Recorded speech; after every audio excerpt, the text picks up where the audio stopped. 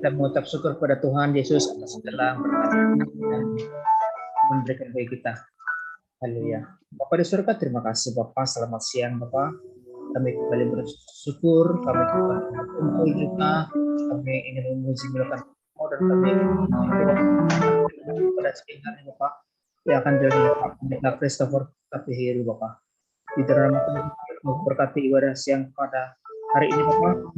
Dari RG Bapak. Di dalam nama Tuhan Yesus Bapak, untuk semua yang kami pakai, perlengkapan kami, internet kami, listrik kami, dan juga semua kuota kami juga Kau berikan yang terbaik, dan juga semua yang menerima pengajaran firman Tuhan pada hari ini, Kau berkati kami semua untuk bisa menerima firman dengan baik dan anak kami. Berkati kami Bapak, dalam nama Tuhan Bapak, Kau mau pimpin ibadah kami dari awal, tengah, hingga akhirnya Bapak. Di dalam nama Tuhan Yesus Bapak, kami sudah berdoa dan bersyukur. Haleluya. Amin. Martin, silakan. Siap. Teman. Baik Bapak Ibu Saudara, kita datang siang hari ini untuk beribadah. Kita mau memuji Tuhan, menyembah Tuhan. Sama-sama kita angkat pujian betapa Ku mencintai. Betapa Ku mencintai segala yang telah terjadi.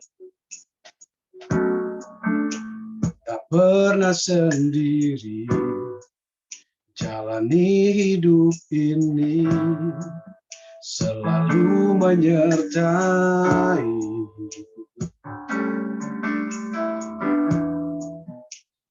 Betapa Ku menyadari di dalam hidupku ini Kau selalu memberi rancangan terbaik oleh karena kasih.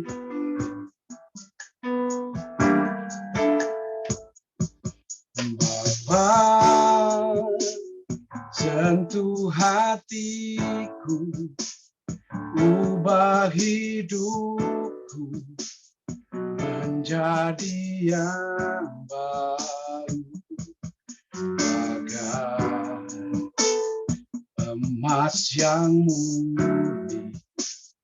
Kau membentuk rencana hatiku. Bapa, ajarku mengerti sebuah kasih yang selalu memberi, bagai air mengalir yang tiada pernah berhenti.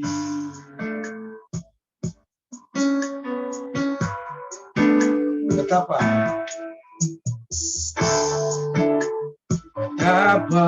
Ku mencintai segala yang telah terjadi. Tak pernah sendiri jalani hidup ini, selalu menyertai.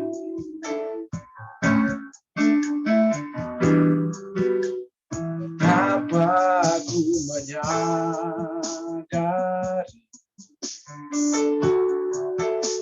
di dalam hidupku ini Kau selalu memberi rancangan terbaik oleh karena kasih.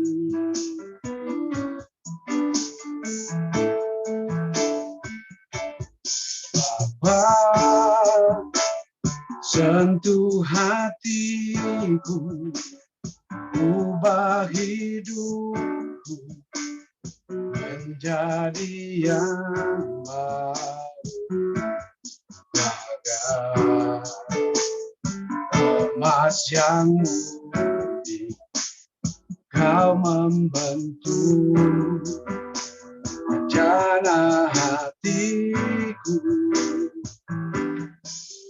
Bapa, ajarku mengerti sebuah kasih yang selalu memberi bagai air mengalir yang tiada pernah berhenti. Bapa, sentuh hatiku. Bapa, sentuh hatiku, ubah hidupku menjadi yang baru. Emas yang murni, kau membentuk rencana hatiku. Bapa, ajarku mengerti sebuah kasih yang selalu memberi bagai air mengalir yang tiada pernah berhenti. Bagai air mengalir, air mengalir yang tiada pernah berhenti.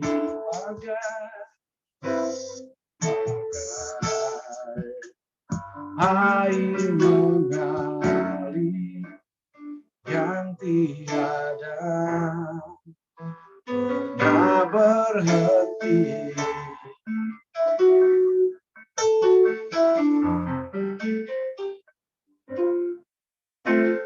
Takkan ku ragu Tuhan, janjimu yang menghidupkanku hanya padamu Tuhan. Berseru dan mataku tertuju padamu. Kau selalu punya cara untuk menolongku. Kau selalu punya jalan keajaibanmu. Kau dahsyat dalam segala perbuatanmu, dan ku tenang di dalam caramu.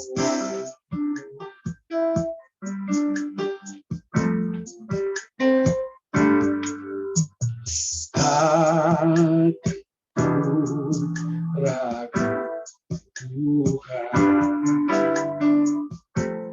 janjimu yang menghidupkanku hanya padamu Tuhan. Berseru padaku tertuju padamu. Kau selalu punya cara untuk menolongku. Kau selalu punya jalan keajaibanmu. Kau dahsyat dalam segala perbuatanmu, dan dalam cara kau selalu punya cara untuk menolongku. Kau selalu punya cara, keajaibanmu dahsyat dalam segala perbuatanmu, dan tenang dalam cara, dan tenang dalam caramu, dan tenang dalam caramu.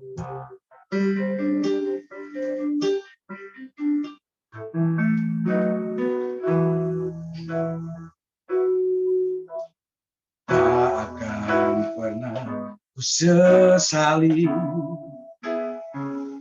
mengiring Yesus sepanjang hidupku, lewati lembah air mata, ku saksikan kemuliaan-Mu dinyatakan. Berapapun harga yang harus ku bayar, ku kan tetap setia melayani, mengasihi, mengiringmu seumur hidupku. Janji-Mu kan tetap ku pegang teguh, sampai ku dapat mahkota kehidupan. Tak akan pernah ku sesali, tak akan pernah ku sesali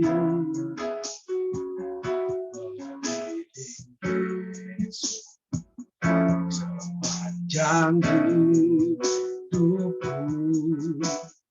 lewati lembah air mata,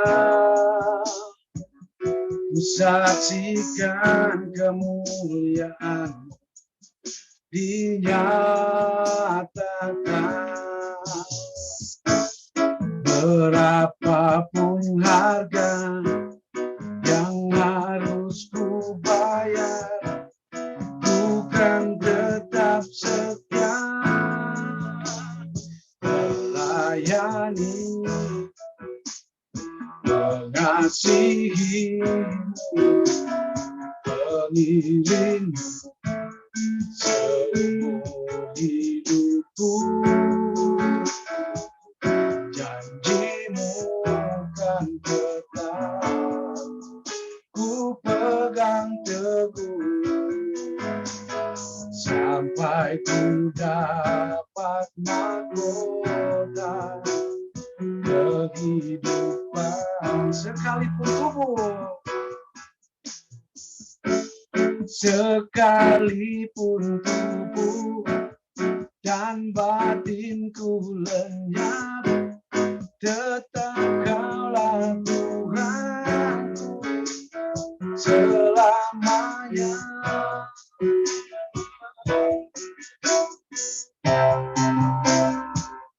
Melayani,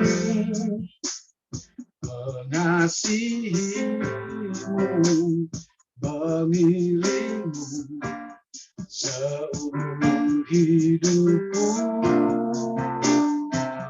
Janji-Mu kan tetap ku pegang teguh, sampai ku dapat mahkota kehidupan. Sampai ku dapat mahkota kehidupan. Sampai sampai ku dapat mahkota kehidupan.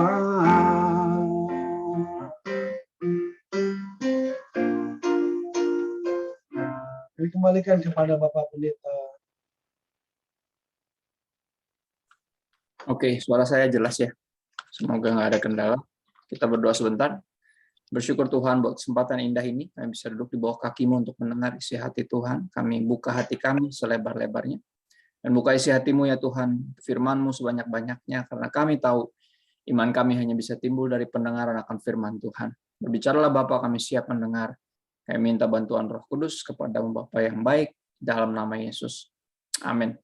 Shalom semua, thank you. Sebuah kehormatan dan sukacita bisa ambil bagian di ibadah dan melayani bersama siang ini. Dan aku nggak dikasih tema, jadi aku lagi bagiin di gereja kami sepanjang sebulan ini, seperti tahun lalu, bulan September selalu jadi somehow kita mau memutuskan untuk mengingatkan semua orang bahwa seperti halnya tubuh kita, jiwa kita juga bisa sakit. Itu tahun lalu kita ngebahas tentang itu, tentang mental health issues, dan tahun ini September kami memutuskan untuk membahas tentang jiwa yang sehat. Ya, jiwa yang sehat dan gimana bisa memiliki jiwa yang sehat. Dan makanya hari ini aku mau sharing apa yang kami lagi bagikan di gereja kami, apa yang kami lagi Tuhan lagi banyak arahkan kami untuk perhatikan sungguh-sungguh. Ya, pengabaian dari jiwa yang sehat kerap kali dilakukan karena kita mayoritas berpikir manusia hanya terdiri dari tubuh atau jasmani dan rohani. Ya, padahal kalau boleh dipecah lagi, sebenarnya harus ada tubuh, jiwa, dan roh. Harusnya ada 3 bagian. Ya, seperti halnya meja, kalau kakinya cuma 2 nggak bisa berdiri, ya umumnya pasti rata-rata harusnya solidnya itu kakinya 3.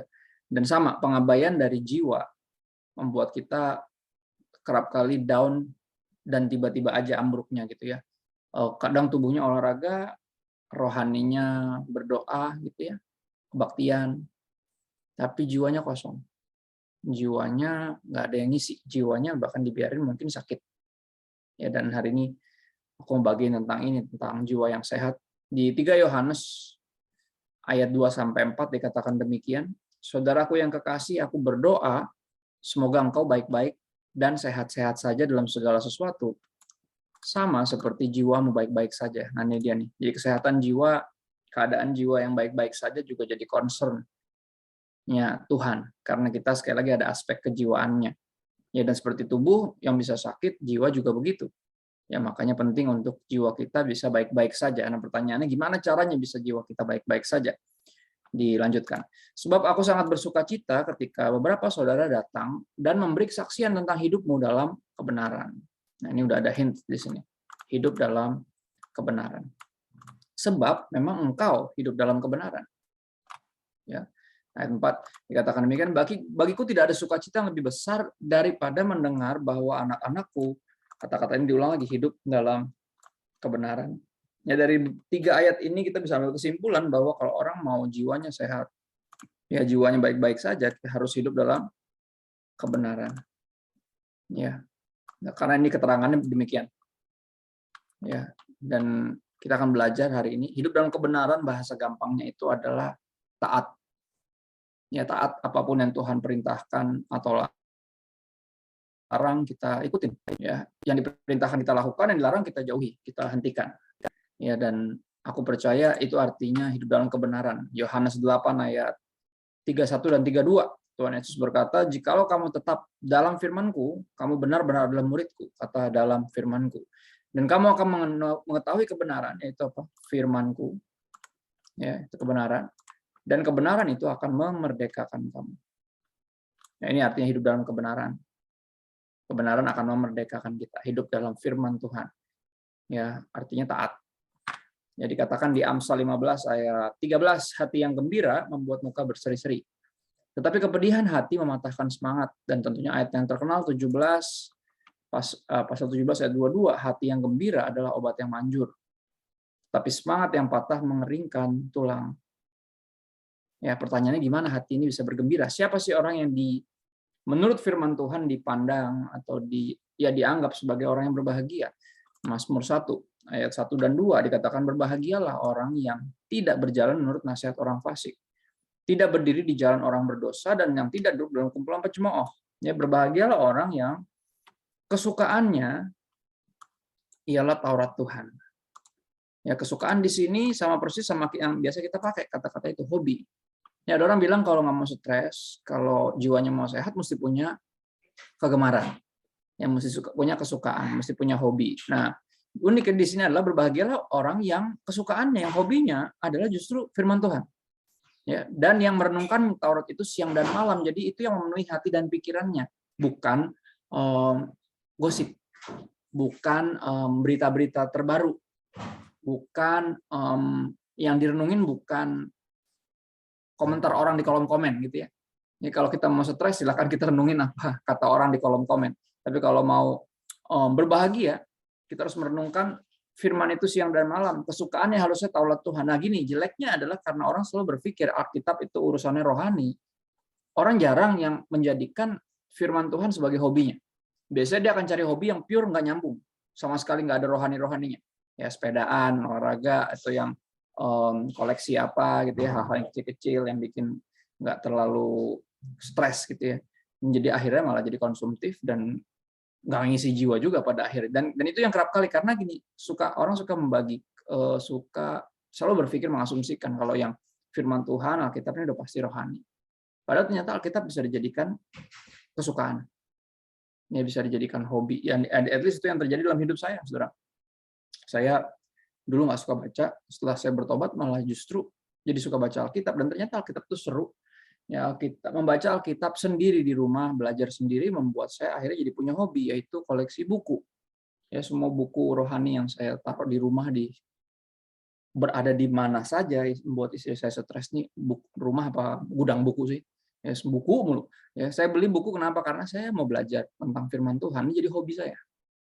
Ya, dan ternyata itu dibilang berbahagialah orang yang menjadikan kebenaran atau firman Tuhan, Taurat Tuhan sebagai kesukaan. Hobinya ya mengisi jiwanya gitu. Nah, live in the truth pertama berbicara tentang itu. Ya, tentang kita hidup dalam kebenaran yaitu firman Tuhan dan merenungkan itu dan sungguh-sungguh taat. Ya. Gini, saya mau kasih ide sederhana. Kalau sekali lagi, gimana bisa jiwa baik-baik saja tadi?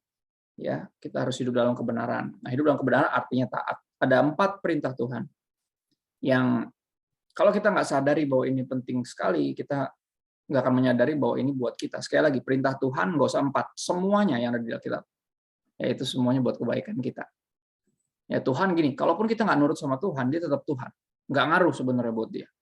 Ya, tapi kalau kita taat, itu ngaruhnya buat kita, itu buat kebaikan kita sendiri, buat khususnya kesehatan jiwa kita. Ya ada 4 perintah yang saya rindu untuk sharing hari ini. Yang ini penting dan sering diabaikan atau sering dengan sengaja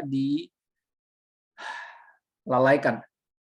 Ya nggak mau melakukannya, bahkan kita menolak untuk melakukan. Yang pertama, perintah untuk beristirahat. Ya, ingatlah dan kuduskanlah hari Sabat.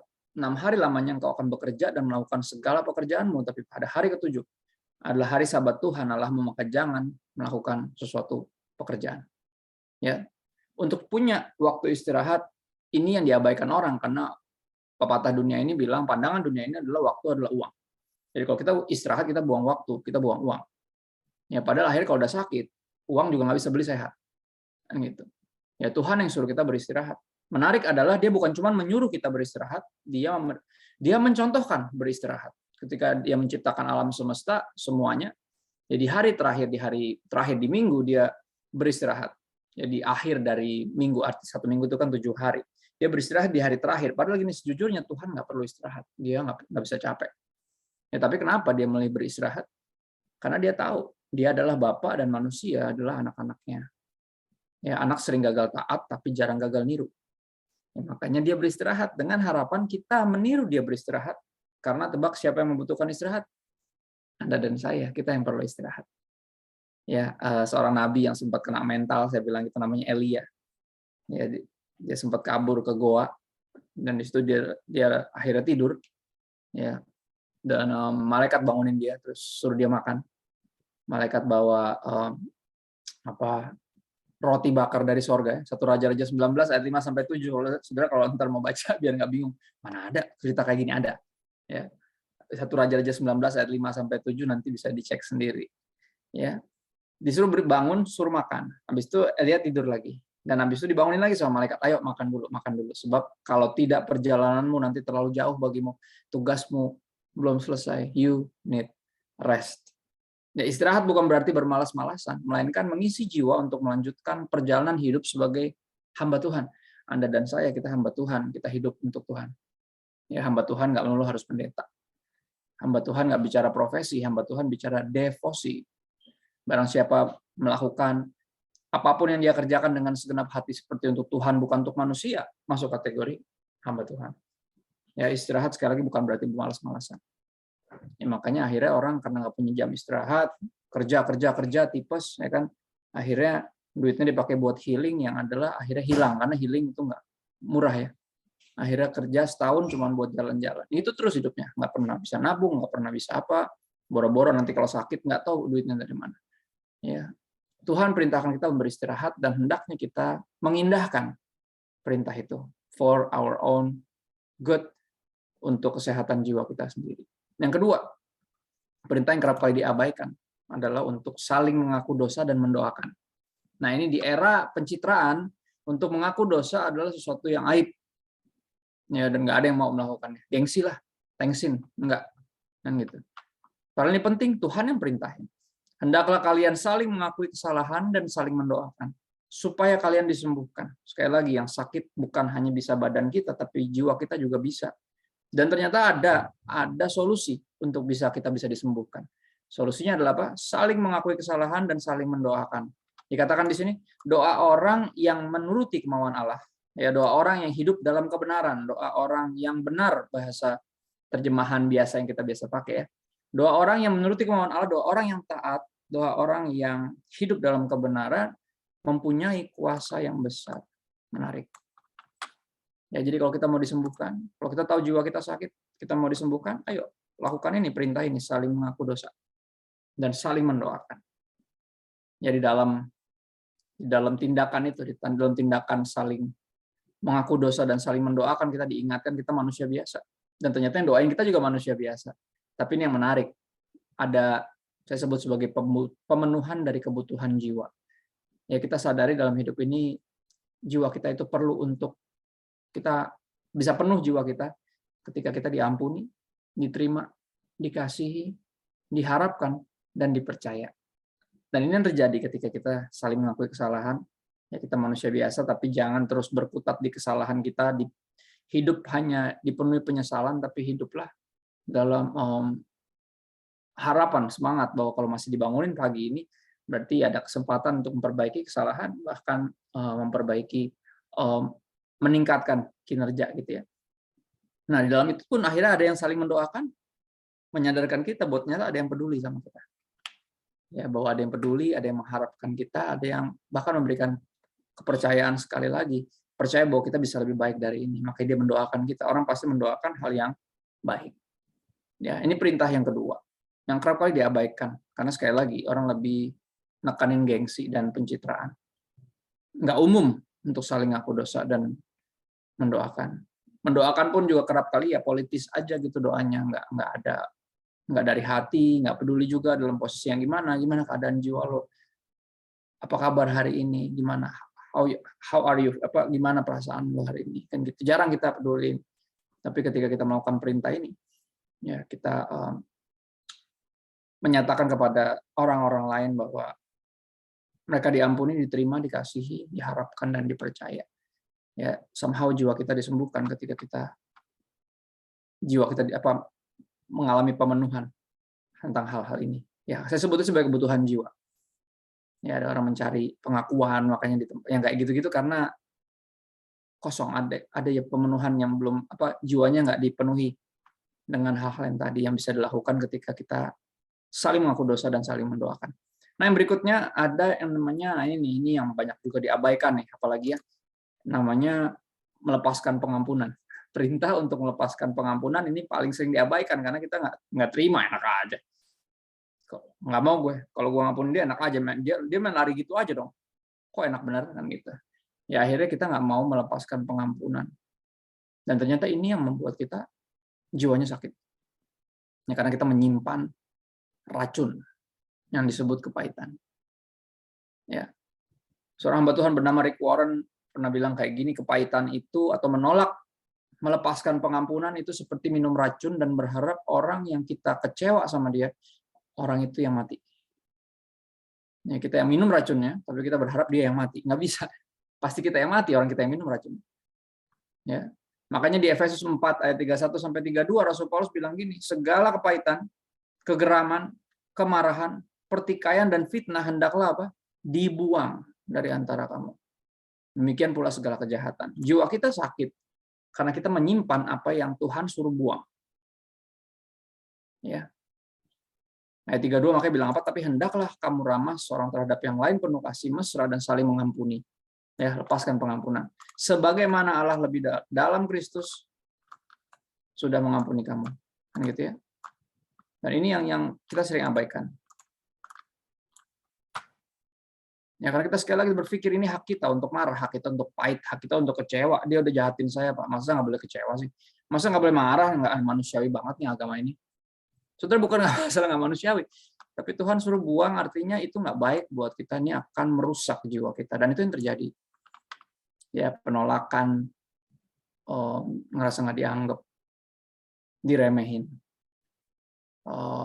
merasa tidak cukup, bikin bangga, yang gitu-gitu tuh. Perasaan-perasaan yang nggak perlu. Ya, akhirnya kita simpan, kita marah, kita pahit, kita geram. Dan itu yang buat kita akhirnya jadi sakit. Ya.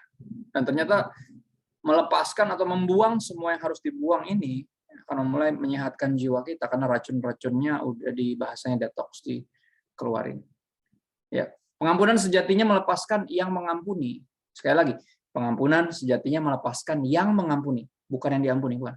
Melepaskan yang mengampuni dari belenggu dan bahkan racun kepahitan. Ya, kita yang dilepaskan, bukan orang yang kita ampuni yang dilepaskan, bukan kita yang dilepaskan. Ya, dan sekali lagi jiwa kita memerlukan atau jiwa kita berhak untuk sehat. Ya, itu yang saya tahu. Menurut firman Tuhan, yang terakhir, perintah untuk mengasihi. Ya, perintah supaya saling mengasihi atau putuskan whatever we do it with love. Apapun yang kita lakukan, putuskan untuk mengasihi. Ketika bisa balas, bisa jahatin balik, bisa ngomongin lagi, bisa tuntut ke pengadilan, kita putuskan untuk mengasihi. Dan itu ternyata buat kebaikan kita sekali lagi, buat jiwa kita sendiri. Yohanes 15 ayat 9-12 izinkan aku membacanya. Seperti Bapa telah mengasihi aku, demikianlah juga aku telah mengasihi kamu. Tinggallah di dalam kasihku itu. Ya, tinggal dalam kebenaran, live in the truth. The truth is he loves us. Kebenarannya adalah Tuhan sangat mengasihi kita. Ya, karena begitu besar kasih Allah akan dunia ini, begitu besar. We are not just love. Kita bukan hanya dikasihi tapi so love. Kita terlalu dikasihi, ya, for God so loved the world. Ya, mesti ingat tuh, tinggallah dalam kasihku itu, live in the truth. Jikalau kamu menuruti perintahku, ya, if you live in the truth, if you obey me, kamu akan tinggal dalam kasihku. Lihat, orang yang menuruti perintah Tuhan adalah yang tinggal di dalam kasihnya. Hidup dalam kebenaran adalah menuruti perintah Tuhan, itu yang dari tadi aku udah bagiin dari awal. Seperti aku menuruti perintah Bapakku dan tinggal di dalam kasihnya. Kita punya panutan, teladan. Semuanya itu kukatakan kepadamu, supaya sukacitaku ada dalam kamu, dan ini dia, semuanya itu kukatakan untuk kuperintahkan kepadamu, supaya apa? Sukacitamu jadi penuh. Interesting. Inilah perintahku, yaitu apa? Supaya kamu saling mengasihi sama seperti aku telah mengasihi kamu. Ini perintahnya untuk mengasihi. Ya, dan ternyata mengasihi penting untuk supaya sukacita kita menjadi penuh. Ya, saudara-saudari, patut disadari bahwa Tuhan nggak pernah menentang sukacita kita. Justru Dia ingin sukacita kita jadi penuh. Dan gimana caranya sukacita bisa jadi penuh? Dengan cara mengasihi. Mengasihi. Ya, saya tutup dengan ini. Saya ambil kutipan dari seorang penulis, dia ateis dari lahir sampai umur 40. dan bertobat di umur 40 ikut Tuhan Yesus, dan sampai umur 70 dia hidup, sekitar 30 tahun menjelang akhir hidupnya dia banyak menulis literatur Kristiani. Ya, sebelumnya dia nulis tentang buku-buku literatur secara umum. Dia salah satu penulis terbaik lah di abad 19, namanya C.S. Lewis. Ya, karya terkenalnya Chronicles of Narnia. Dia itu best friend sama J.R. Tolkien yang membuat Lord of the Rings. Mereka ini best friend, dan J.R. udah Kristen duluan, C.S. Lewis belakangan. Nah, menarik apa yang C.S. Lewis bilang tentang ketika orang menolak untuk mengasihi karena takut terluka. Ya, semua kita pernah dilukai pasti. Ya, entah sengaja atau nggak sengaja sama orang lain, atau bahkan kita pernah melukai diri kita sendiri. Ya, hati kita pernah terluka. Jadi berkaitan dengan itu, C.S. Lewis bilang kecenderungan kita kalau udah pernah disakiti, kita enggan untuk mengasihi lagi. Kita trauma. Ya, akhirnya C.S. Lewis bilang, ya kalau emang nggak mau dilukai, ya silakan aja. Ya, hatinya masukin dalam kotak, terus ditanam di tanah. Nggak bakal ada yang menyinggung, nggak bakal ada yang melukai, kata C.S. Lewis. Ya, tapi coba lihat, berapa waktu kemudian ketika kamu buka lagi tuh kotak dari dalam tanah, terus kamu lihat hatimu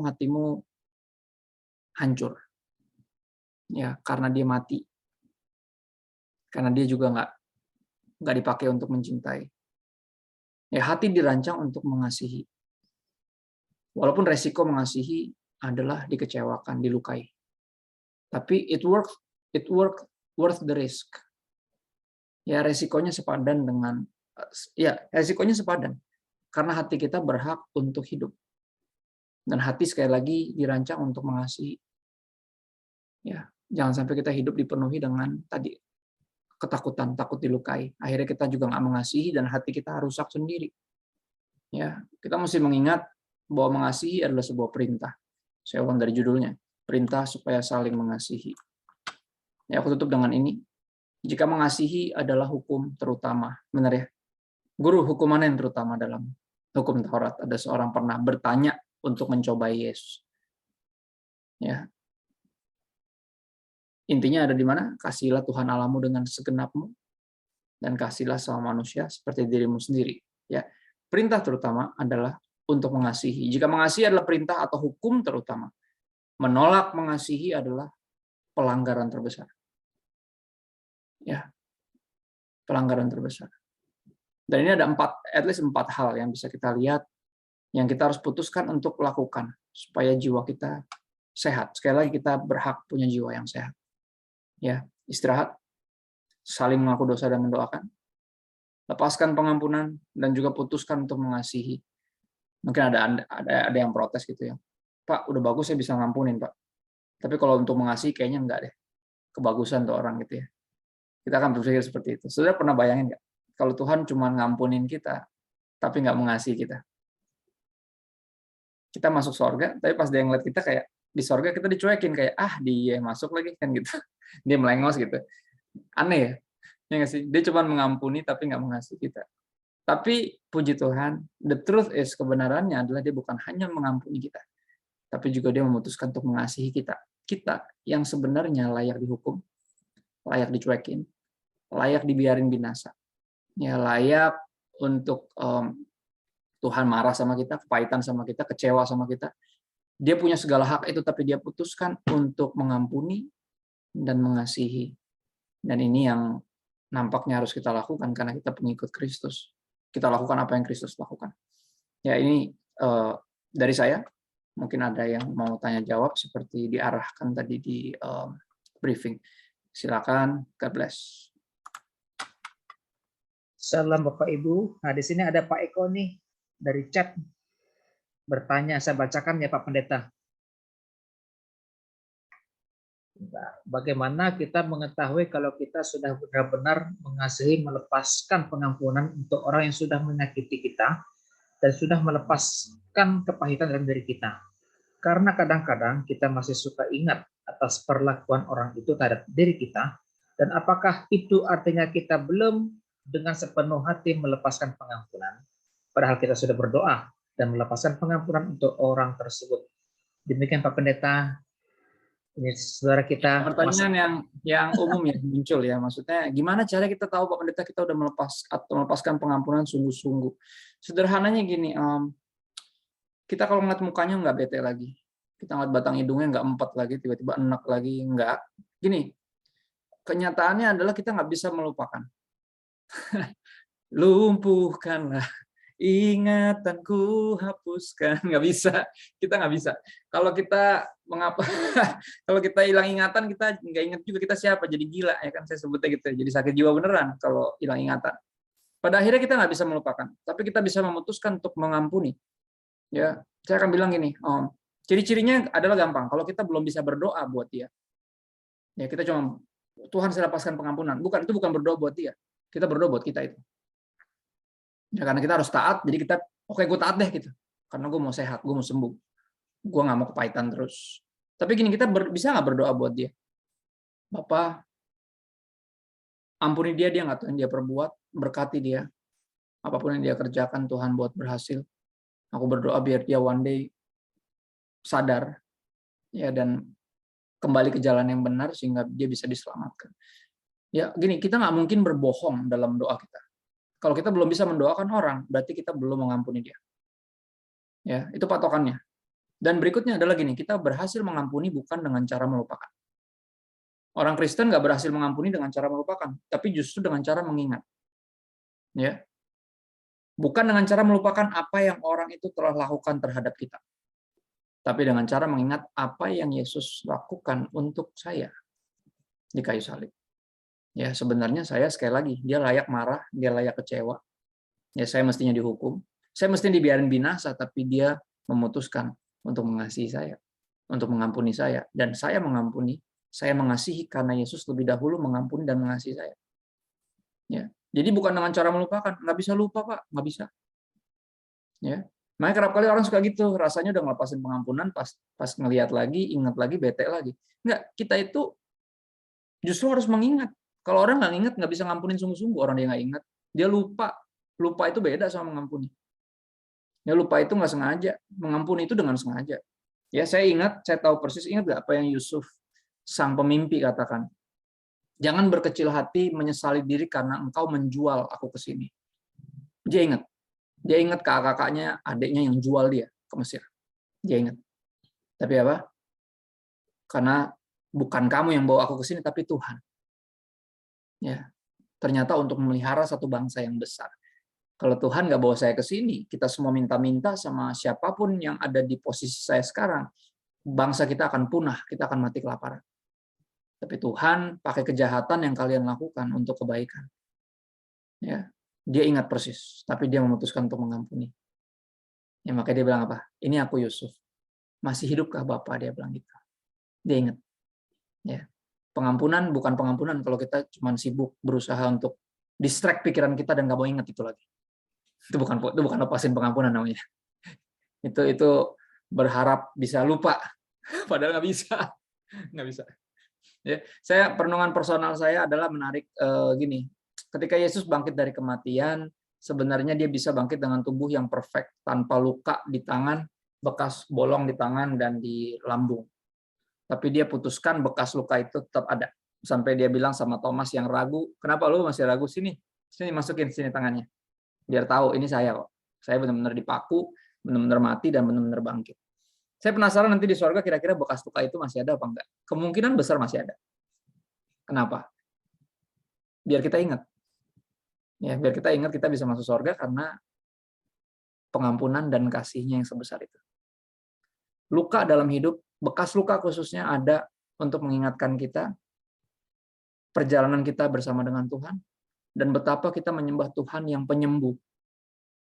Ya, makanya saya nggak pernah berupaya untuk menghilangkan bekas luka. Karena itu pengingat bagi saya bahwa Tuhan adalah Tuhan yang penyembuh. Ya, dan dia Tuhan yang mengampuni. Dan kemungkinan besar sekali lagi, kayaknya nanti pas kita ketemu Tuhan Yesus di surga masih ada bekas lukanya. Itu Pak. Baik, terima kasih Pak Pendeta. Ada lagi, Mas Eko, terima kasih. Terima kasih. Mbak Agatha, ada lagi? Atau teman-teman di Sinregis, masih ada waktu kok, sepanjang. Oke. Jadi terima kasih Pak Pendeta, hari ini kita sudah diberikan. Pak Ruli, Angel nanya Mbak sedikit. Angel, ayo Mbak Angel. Mbak Angel nih. Pendeta, tadi kan bilangnya kalau udah nggak empet gitu ya, kalau bisa mendoakan dengan sempurna. Ngelanjutin Mas Eko sih. Udah nggak empet nih, udah bisa doain. Tapi kan dibilang juga kan kita harus cerdik gitu. Kalau orang yang kayak gitu, kita nggak deketin lagi, bukan berarti kita masih empet kan? Boleh nggak? Ya tergantung, kalau kita dengan sengaja menghindari dia ya bisa jadi masih ngumpet.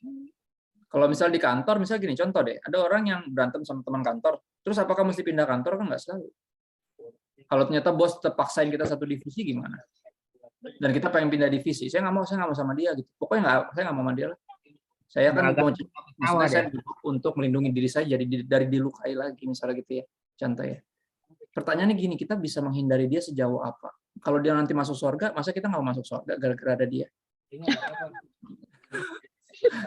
Pertanyaan sederhana aja, bener ya? Sedih juga sih. Bener kan? Tuhan, gue nggak mau. Kalau ada dia, gue nggak mau masuk gitu. Kayak anak yang sulung, inget gak? Lukas 15, inget gak? Dia bilang apa? Papanya suruh masuk. Ayo masuk nak. Gitu. Papa bilang nggak mau. Anaknya bilang ini nggak mau. Gue nggak mau masuk kalau ada dia. Loh, gitu loh. Kan ngeri jadinya akhirnya. Nah, kita bisa menghindari manusia itu di dunia ini. Cuman kalau dia masuk surga gimana? Ya kan? Nggak mungkin kan? Kita bilang gitu, Tuhan, terserah Tuhan pilih dia atau pilih saya. Kata Tuhan, dia jangan gitu dong. Ya kan? Ayolah, jangan gitulah nak. Mestinya hatimu bersukacita dan bergembira karena adikmu udah hilang dan didapat lagi. Yang mati udah bangkit lagi. Ya, itu undangan dari Tuhan sebenarnya. Untuk belajar mengasihi seperti dia. Mengasihi kita lebih dulu. 1 Yohanes 4 ayat 19, kita mengasihi karena Allah lebih dahulu mengasihi. Itu sih. Ya. Ya, jangan sampai kayak gitu sih Pak. Jangan sampai nggak masuk surga juga sih maksudnya. Bukan nggak masuk surga, masuk tapi nggak mau. Iya mau. Di luar Beda, aja. Ngerti gak? Boleh Di masuk, luar. tapi nggak mau kita karena ada Di dia. halaman. Ya maksudnya gini loh, kadang-kadang kan kayak on juga gitu kan, kayak nih orang udah tahu nih aneh nih gitu kan, temenannya aneh nih. Ya udah say hi aja, nggak usah deket-deket banget lagi gitu. Nggak apa-apa, it's okay. Yang penting kita nggak sengaja menghindari yang kayak wah kayak gitu loh. Bukan yang begitu. Kalau normal-normal hai aja ya wajar lah. Kayak saya sama mantan saya, mana ada hubungannya lagi sekarang, nggak ada lah. Nggak harus deket-deket ya Pak, sebelahnya ada istrinya nggak ya. harus deket-deket lagi, ya namanya juga mantan, ngapain dilanjutin? Udah beres gitu loh. Nggak perlu kita berinteraksi. Tapi gini, kalau anggap itu anggota keluarga kita sendiri misalnya yang melecehkan kita, ayah kita sendiri misalnya gimana? Ya nggak mungkin dia jadi mantan ayah kita kan? Nggak pernah, dia tetap ayah kita. Dan kita nggak bisa menghindari yang seperti itu. Suami atau istri, anak-anak, orang tua, keluarga, kita nggak bisa hindari. Cuma kalau teman, ya kan yang udah jelas misalnya gini, dia nih jelas nih nggak bisa dipercaya dalam hal duit. Terakhir megang duit berantakan. Ya kita mesti cerdik. Kalau dia diikutin di panitia, jangan megang duit lah. Megang listrik kayak kabel gitu biar kesetrum ya kan. Kan nggak jangan megang duit lagi nanti, ngerti ya? Yang gitu loh. Jadi jangan pakai istilah cerdik untuk ngakal-ngakalin Tuhan. Saya selalu bilang gitu. Ya kalau perintahnya untuk mengampuni, kita ampuni sungguh-sungguh. Jangan kita cari cara untuk kayaknya mengampuni tapi sebenarnya enggak gitu. Ya, dan buat saya itu yang mesti kita perhatiin sungguh-sungguh sih. Karena enggak melulu bisa kita move on dari orang ini, karena bisa jadi dia di lingkup di sphere of influence-nya kita, di lingkup sosial kita terus, dia nggak bisa minggir gitu.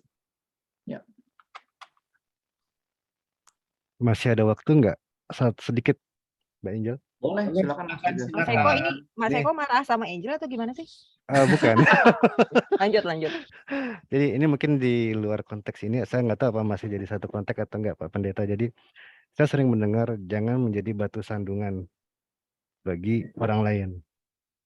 Nah, sebetulnya orang apa hukumannya atau apa akibatnya untuk orang yang berbuat seperti itu? Dia menjadi batu sandungan bagi orang lain. Padahal dia mengerti agama, dia tahu hukum kasih, dia tahu, wah semua itu tahu lah Pak Pendeta. Tetapi dia secara tidak sadar atau tidak, saya nggak tahu secara tidak sadar atau bagaimana, dia seolah-olah seperti orang yang tidak belajar, tidak mengerti hukum kasih itu sendiri. Nah itu gimana Pak Pendeta? Ya, konteks batu sandungan di Alkitab itu sebenarnya itu kayak gini. Ada orang yang udah berhenti mabok.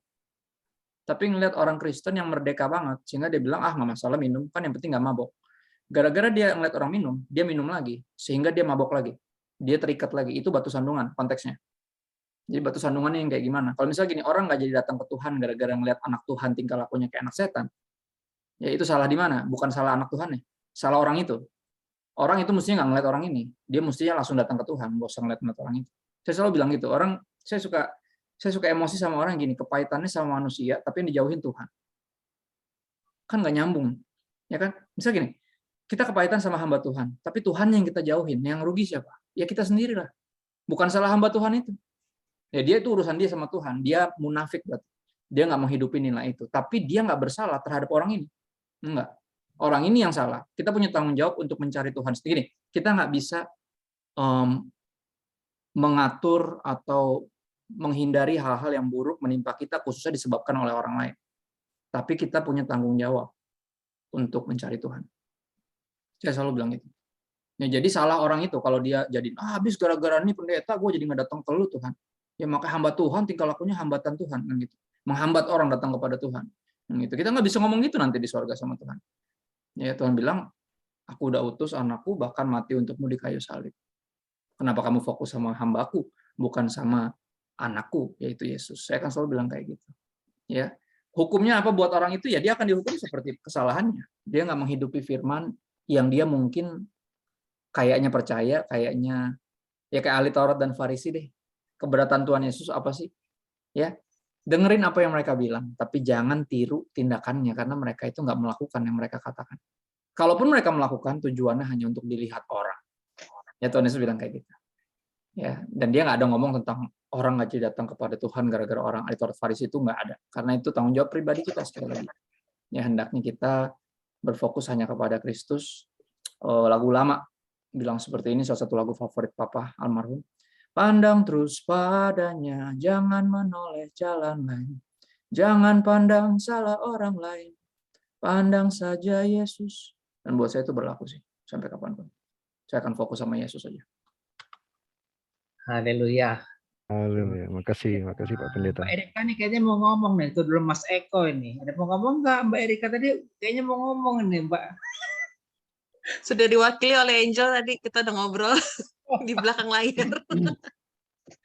Sudah terjawab. Ya, jadi kasih itu menutupi segala hal ya Pak Pendeta ya.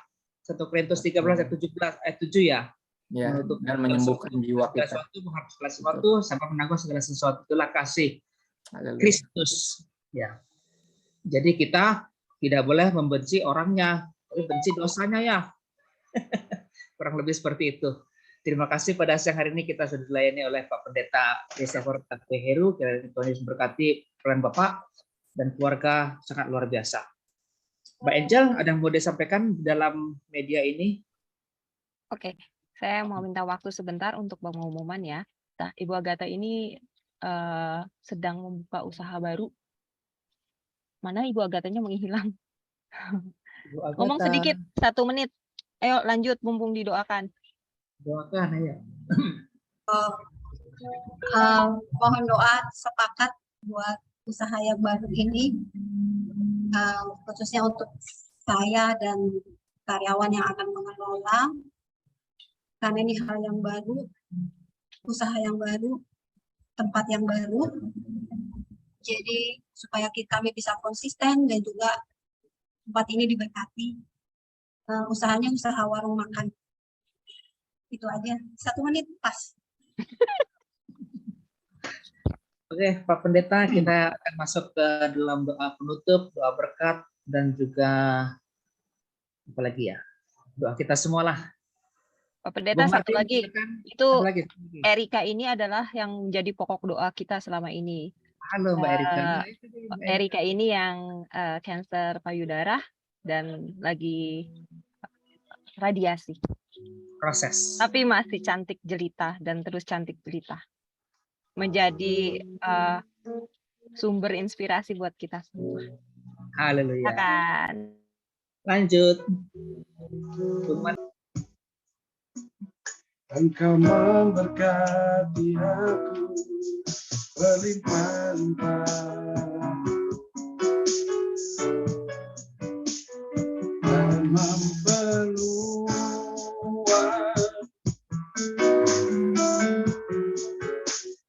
daerahku,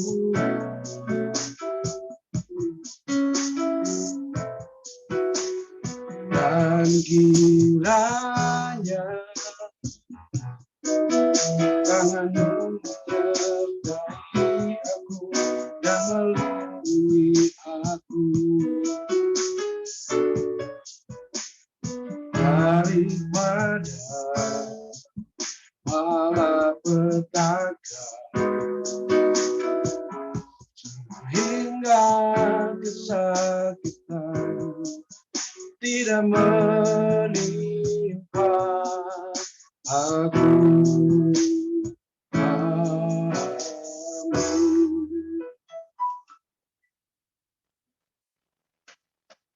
Berdoa khususnya pertama-tama kita akan berdoa membawa semua syafaat kita kepada Tuhan ya. Yang kita berdoa, kami berdoa Tuhan sepakat berkumpul sehati berdoa untuk DRG. Kami tahu semua dari ketuanya, dari semua yang melayani. Kami tahu Tuhan segala jerilah kami nggak pernah sia-sia di hadapan Tuhan. Berdoa buat kelanjutan mungkin terpapar COVID sehingga imun tubuhnya bisa meningkat dan dapat melawan virus yang sedang masih terus melanda sampai hari ini. Kami berdoa buat perlindungan bagi kami semua yang bekerja dan dimanapun kami berada, biar kuasa dari Yesus selalu melindungi kami semua. Terima kasih Bapak, di akhir ibadah ini kami angkat tangan kami dua tinggi, bukan untuk minta berkat lebih banyak, tapi untuk ingatkan diri kami bahwa tangan ini telah menerima berkat terlalu banyak dari Tuhan. You've been good to us, Kau sudah terlalu baik dalam hidup kami. Kami angkat tangan kami dua tinggi itu ingatkan jiwa kami bahwa tujuan akhir anak-anak Tuhan diberkati bukan untuk jadi kaya, tapi untuk jadi berkat. Dan biar ini Tuhan yang jadi kerinduan kami dan Engkau kabulkan. Kami minta Engkau izinkan kami bawa hadirat Tuhan dimanapun kami berada, apapun yang kami kerjakan, supaya kami bisa jadi berkat. Pertama di rumah tangga kami, di keluarga kami, di tempat kami tinggal berdomisili, di tempat kami menimba ilmu, ya, bekerja, berusaha, dan melayani. Kami percaya roh yang sama yang bangkitkan Kristus dari antara orang mati. Roh Kudus tinggal dalam kami, mampukan kami untuk tak hidup bagi diri sendiri, sehingga bisa jadi berkat bagi sesama dan memuliakan Bapa kami yang di sorga. Tuhan menghadapkan wajahnya kepadamu, menyinari engkau dengan kasih-Nya. Biar kasih dari Allah Bapa yang dibuktikan lewat pengorbanan Sang Putra Yesus Kristus di kayu salib, serta persekutuan dengan Roh Kudus menyertai kita dari hari ini sampai Maranatha Yesus datang kembali untuk menjemput kita, membawa kita ke tempat yang Dia janjikan, Dia siapkan hanya untuk kita. Dan sampai saat itu tiba, semua telah diberkati. Dan siap rindu dan rela untuk terus menjadi berkat sampai kita pulang atau Tuhan Yesus jemput lagi. Dalam nama Yesus semuanya berkata, amin. Bapa, terima kasih. Bapa, terima kasih. Bapa di dalam surga, terima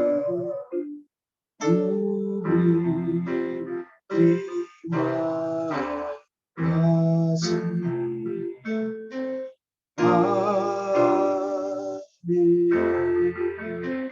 Amin.